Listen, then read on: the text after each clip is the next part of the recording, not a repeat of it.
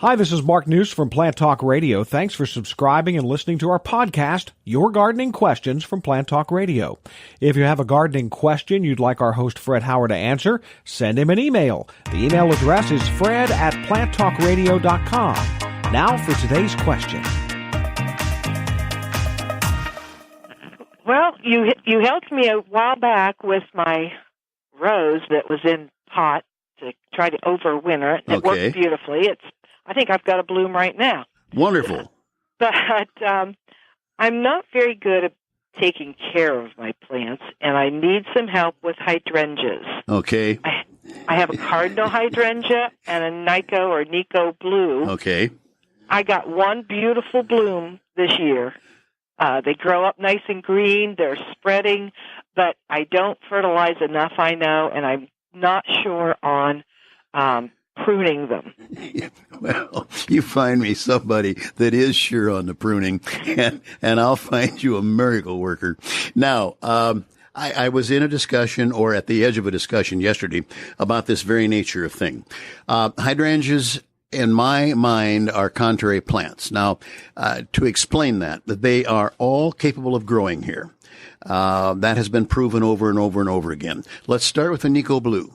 It is highly touted in southern areas, and that would be from Columbus on south down into Kentucky, Tennessee, and et cetera, as more or less a durable plant. Here, it is frequently killed to the ground, or what is supposed is that the flower buds the tissue that the flower buds are going to come from has been injured way deep down in the individual cell structure, and the flower buds just don't ever develop, period. And that is something that I've helped people by suggesting a cage, much like I was talking to Charles.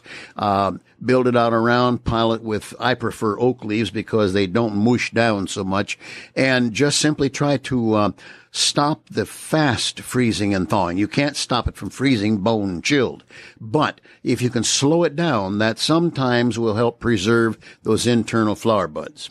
Now, you also, in order to keep the blue, you need to add acid fertilizer, and you'll buy it either powder or liquid or crystalline, and apply it. It's hard to tell you, but read the package on how much to use on an individual plant.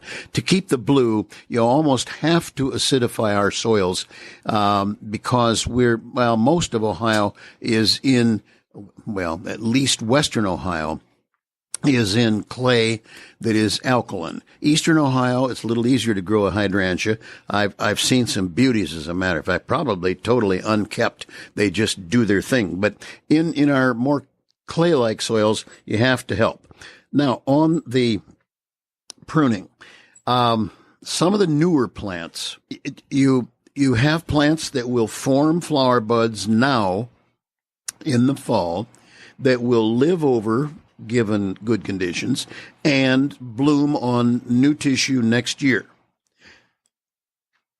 No, bloom on the old tissue from this year is what I meant to say. Then same plant will put out new stems, which then come into bloom. So it's selective pruning. To use head shears and just whack it all off is not a good thing on these newer varieties. They're going to bloom on either old or new or both.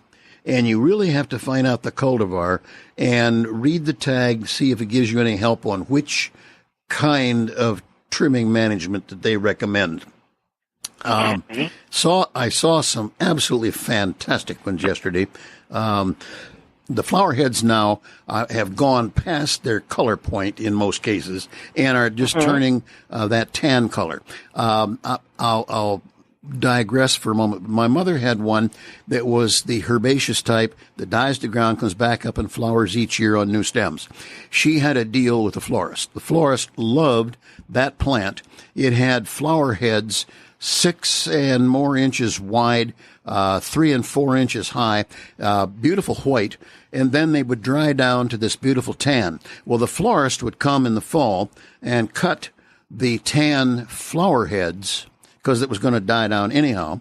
Take them in to use them for dried arrangements. And then when Mom needed a bouquet, she would just call and say, send me such and such. And it was one fine deal.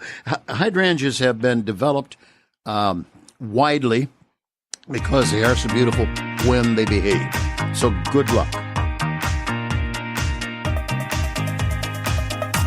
Hey, thanks again for listening to our podcast. Be sure to subscribe to our other podcasts as well, the Plant of the Week podcast and the Plant Talk Radio podcast, all on iTunes or your favorite podcast player.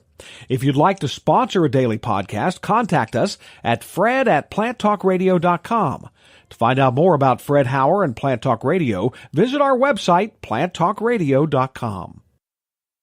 Circle270media.com